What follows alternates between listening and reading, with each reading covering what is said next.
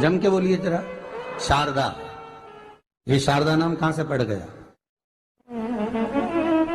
सरस्वती माता को शारदा नाम किसने दिया था? भाई नामकरण होता है तो हमारे यहाँ तो आज भी नियम है हमारा, ये बुआ कोई नाम बताती है, मामा जी कोई नाम बताते हैं और दादाजी कुछ बोलते हैं, कोई बोलेगा टिक्कू, कोई बोलेगा पिक्कू, कोई बोलेगा कुछ, सबके नाम अपने अपने रहते हैं, कोई प्रेम से क्या बोलता है। तो सरस्वती का शारदा नाम किसने प्रदान किया था? माता सरस्वती को शारदा संबोधन किसने दिया था? माता सरस्वती को शारदा का संबोधन किस समय पर प्रदान किया गया था? जिस समय पर शंकर और पार्वती भ्रमण पर निकल रहे थे और भगवान ब्रह्मदेव सरस्वती को ढूंढ रहे थे, और माता सरस्वती को ढूंढते हुए ब्रह्मा जब भगवान शंकर की साक्षी में पहुंचे हैं, तब भगवान शंकर से ब्रह्मदेव ने कहा, आप कहीं सरस्वती को देखें तो मुझे भेजिएगा, मेरे पास में भेजिएगा। शंकर भगवान ने उसी समय पार्वती से कहा, पार्वती, जैसे एक स्त्री जो पतिव्रता धर्म का पालन करने वाली है, एक नारी पतिव्रता धर्म का पालन करने वाली होती है, पति को परमेश्वर मानने वाली होती है, पति के चरणों का रसतत्व ग्रहण करने वाली होती है, तो वो पर पुरुष का स्मरण नहीं करती। उसी तरह एक पति जो अपनी अर्धांगिनी के साथ में रहे और अर्धांगिनी के साथ चले, तो पर नारी का स्मरण नहीं होना चाहिए। तो एक काम करो पार्वती, तुम उस सरस्वती को बुलाना प्रारंभ करो। अब पार्वती जी ने कहा, सरस्वती तो मेरी बहन जैसी है, सरस्वती तो मेरी सखी जैसी है, अब मैं उसको अगर बुलाऊं, आवाज दूं, अच्छा नहीं लगेगा। तो माता पार्वती जब ढूंढते ढूंढते ढूंढते ढूंढते शंकर भगवान के साथ में भ्रमण करती करती पहुंची, तो क्या देखती है माता पार्वती कि एक सरोवर के पास में माता सरस्वती बैठकर सरोवर में अपना मुखाग्रविंद देख रही थी। श्वेत वस्त्र था मेरा माँ का, और बड़ी सुंदर गले में माला पहन रखी थी माता सरस्वती ने, और एक सरोवर में माता सरस्वती अपने मुख को जब निहार रही हैं, उस दर्पण के भाव में अपने प्रतिबिंब को देख रही हैं, तब उस समय पर माता पार्वती ने कहा, शारदा, सरस्वती को लगा कि मेरा संबोधन ये किसने कहा। पलट कर देखा, सरस्वती ने कहा, पार्वती तुम? हाँ, मैंने तेरा जो दर्पण में प्रतिबिंब देखा है, तेरा स्वरूप देखा, पर तू इतनी सुंदर है, इतनी सुंदर है, पर तेरा जल में जो स्वरूप देखा ना, वो नीला दिखाई दिया, थोड़ा सा श्याम दिखाई दिया, इसलिए मैंने तुझे शारदा कह दिया। आज भी हमारे मध्य प्रदेश के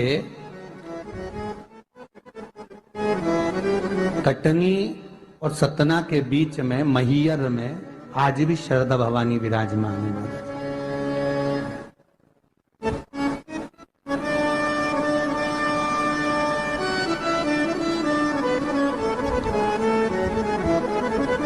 धार जिले में जाएंगे तो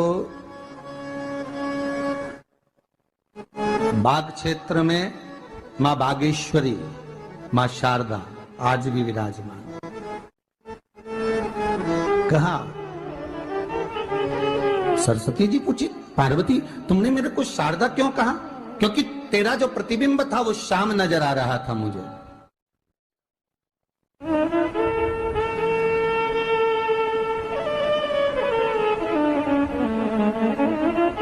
उस प्रतिबिंब को देखकर मैंने तुझे शारदा का संबोधन दिया। तुम्हें ब्रह्मा जी बुला रहे हैं। सरस्वती ने कहा, पार्वती मैया, दीदी, आपने मुझे जो नाम दिया है, जगत के लोग, संसार के लोग मुझे इस नाम से जब पुकारेंगे, तो ये शारदा, ये सरस्वती स्वयं उसके कंठ पर, उसके मस्तिष्क पर सदा विराजमान रहेगी, ये शारदा बनकर। इसलिए हमारे स्कूलों में, हमारे काव्य ग्रंथों में, हमारे जो कविगण रात्रि को जो काव्य पाठ करते हैं, कविता का स्मरण करते हैं, वो सरस्वती की वंदना नहीं करते, हे शारदे मां, शारदा की वंदना करते।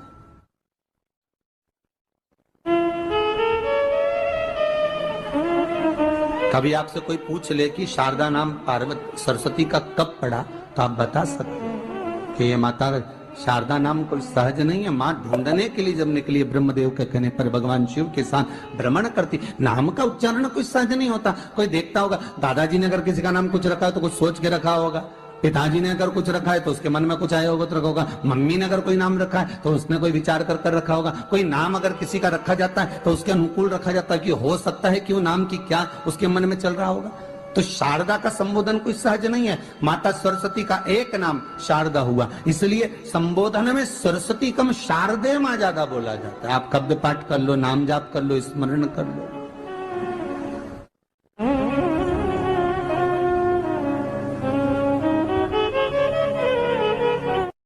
हम बच्चों से कहना चाहेंगे, छोटे छोटे बच्चों से, आप माता सरस्वती की आराधना करा करो। मेरे बच्चों से निवेदन है, कभी जिंदगी में अगर मौका मिल जाए और सरसों के फूल यदि आपके जीवन में आपको कहीं से प्राप्त हो जाए, सरसों के फूल जानते हो ना, पीला कलर का होता है सरसों का फूल, आप प्रयास करो सरसों का फूल। जिस दिन माता सरस्वती का, मेरी बागेश्वरी का जिस दिन प्रागट्य उत्सव हो बसंत पंचमी का, उस समय पर माता सरस्वती का स्मरण कर कर वो सरसों का फूल आप देव अधिदेव महादेव को चढ़ाइए। जैसे माता सरस्वती को ज्ञान दिया था, वैसा मेरा महादेव आपको भी ज्ञान दे। वो सरसों का फूल आप देव अधिदेव महादेव को समर्पित। कई जगह पर आम के जो झूमर होते हैं वो, कई जगह पर सरसों का पुष्प,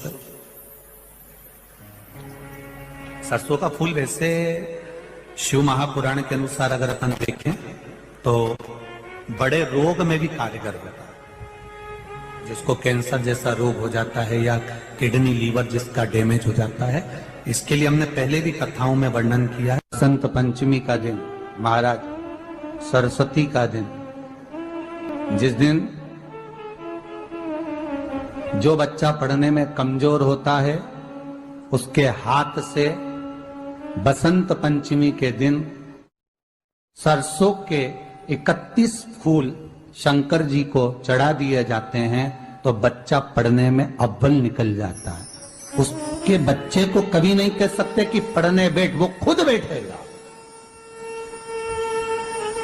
केवल आज बसंत पंचमी का दिन, एक ही दिन चढ़ता है। और बाकी के सरसों के फूल आपको मालूम है कि रोग मुक्ति के लिए तो होते ही हैं। ये तो आपको पहले भी वर्णन किया महाराज कि जब कोई एकदम रोग आ जाए और डॉक्टर एकदम बोल दे कि ये रोग भारी आ गया है और इसकी जांचें जाएंगी और फिर ये कुछ भी हो सकता है, तो क्या करा जाता था कि 108 सरसों के फूल लाकर तुरंत शंकर भगवान को चढ़ाए जाते थे महाराज। तो चढ़ाने के बाद में रिपोर्ट अच्छी आती है। ऐसा नियम है। कहीं ठेका, कोई ठेकेदारी करते हैं ना, जो ठेका भरते हैं कि भाई मेरा टेंडर आना चाहिए, मेरा ये काम होना चाहिए, मेरी मल्टी बनना चाहिए, या मेरा ये काम के लिए जा रहा हूं, ये काम फतेह होना चाहिए, उसके सबके हाथ पैर जोड़ने से अच्छा है एक काम करो, बस 108 सरसों के फूल उठाओ, शंकर जी का उद्धतेश्वर महादेव का नाम लिखो और छोड़ दो, शिव जी के ऊपर एक एक कर चढ़ा दो, वो ठेका तुम्हें ही मिलेगा, वो काम तुम्हारे पास ही आएगा। बस केवल अवधूतेश्वर मां, अर्थात ये जो क्रम है, ये वो क्रम तो 108 सरसों के फूल का आप कभी भी कर सकते हो, पर जो ये बच्चों के लिए किया जाता है वो केवल बसंत पंचमी के दिन ही होता है। शिव को प्रिय है पुष्प में आंक का पुष्प, जो आंकड़े का पुष्प होता है शंकर को बड़ा प्रिय है। और दूसरे नंबर पर शंकर को प्रिय है शमी का पुष्प, बहुत ध्यान देना महाराज। तीसरे नंबर पर शंकर को प्रिय है महाराज सरसों का पुष्प। सरसों होती है ना, जो राई अपन बोते हैं, सरसों बोते हैं, उसमें पीले कलर का जो पुष्प लगता है। हमारा तो निवेदन रहता है जब तक सरसों आए तो प्रयास करा करो कि सरसों के 108 पुष्प शंकर भगवान पर चढ़ाना प्रारंभ कर दो। महाराज ये पक्का है कि वर्ष भर कोई बड़ी बीमारी आपको घेर नहीं सकती अगर सरसों के फूल शिव को चढ़ रहे हैं तो। और प्रयास करना कि सरसों का जो पुष्प होता है, सरसों का जो फूल होता है महाराज, अगर कोई व्यक्ति को किडनी या लीवर से जुड़ी हुई कोई तकलीफ होती है या किसी व्यक्ति का एक्सीडेंट हो गया होता है और उसका कोई अंग रह गया हो, कोई शरीर का कोई भाग रह गया और वो काम नहीं कर रहा हो, जैसे किसी के पांव रह जाते हैं एक्सीडेंट के बाद, किसी का हाथ रह जाता है, या कोई अंग काम नहीं कर रहा हो, वहां ब्लड पहुंच नहीं रहा हो, वो जगह एकदम सुन्न हो गई हो, खाली पड़ गई हो, तो उसके लिए शिव महापुराण की कथा कहती है कि सरसों के पुष्प 11 शंकर जी के राइट भाग में, जहां शिव जी के गण दरवाजे के द्वारपाल मणिभद्र जिस जगह पर निवास करते हैं, कौन निवास करते हैं? मणिभद्र। शंकर जी के दरवाजे के द्वारपाल हैं मणिभद्र जी। तो मणिभद्र दरवाजे के द्वारपाल में राइट भाग में मणिभद्र जी विराजते हैं। मतलब राइट भाग कौन सा हुआ? जब आप मंदिर से बाहर निकलेंगे तो राइट भाग, मंदिर में प्रवेश करेंगे जब राइट नहीं होना चाहिए, आप मंदिर से जब जाएं तो राइट भाग। मतलब आप मंदिर से राइट से जाएंगे तो शंकर जी का भी राइट हो जाएगा, क्योंकि शिव जी ऐसे बैठे हैं तो शंकर जी का भी राइट हो गया, देवता उनका भी राइट हो गया, तो राइट भाग सीधा हाथ मणिभद्र जी का स्थान।